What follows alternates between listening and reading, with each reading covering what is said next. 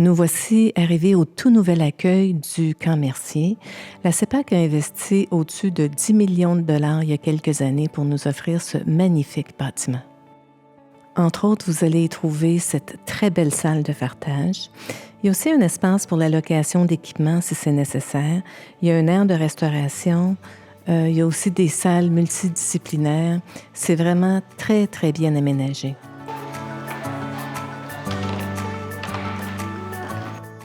Pour s'y rendre, voici les distances à partir de Montréal et à partir de Québec.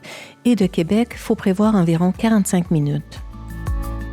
Voici la carte pour se rendre au Camp Mercier. On n'a qu'à suivre la route 175 et la sortie est près du kilomètre 94.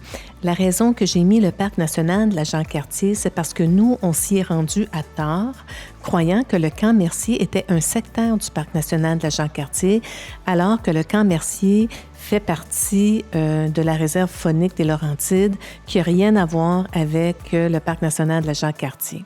En plus, les gens de la réception nous ont bien dit qu'on n'était vraiment pas les seuls à faire cette erreur, alors c'est pour ça que je le spécifie ici. Alors, voici une carte des sentiers. Nous, on est parti de l'accueil. On a fait la 11 et la 12. Donc, on a commencé par la 3 pour prendre la 10, qui fait la jonction avec la 11.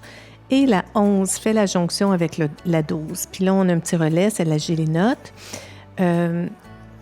Ensuite, on peut redescendre la 12. Et au bout du chemin, il va y avoir une intersection où est-ce qu'on peut croiser la 3 pour faire le tour du lac. Il faut faire attention parce qu'il y a comme des sens uniques dans cette direction-là. Ensuite, en faisant le tour du lac, on reprend la 2 pour retourner à l'accueil.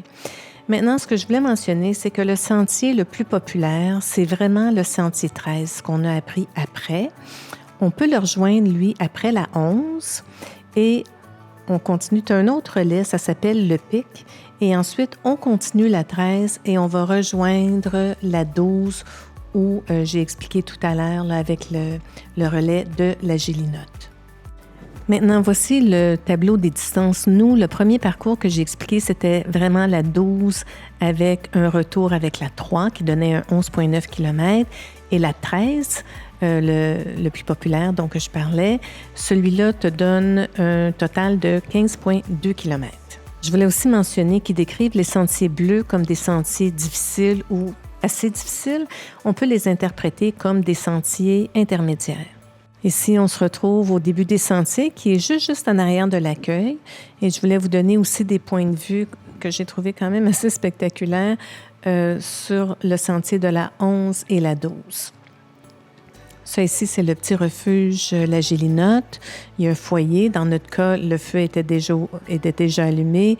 Et vous allez retrouver à l'arrière les toilettes habituelles extérieures qu'on retrouve dans les sentiers de ski de fond, dans les parcs. Comme vous pouvez voir, c'est vraiment cute et c'est très bien entretenu.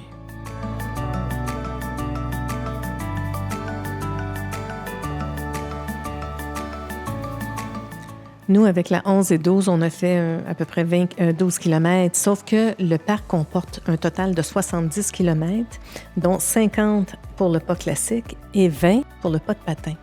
Ici, les pistes avaient complètement disparu. On est en haut de la côte et les vents soufflaient tellement fort que ça l'emportait. On peut voir ici, vraiment, les pistes avaient complètement disparu.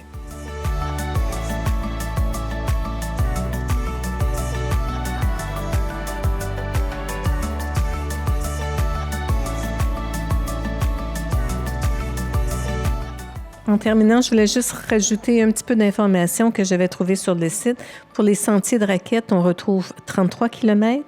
Il y a aussi 2 patinoires, 2 glissades et plusieurs chalets disponibles pour la location.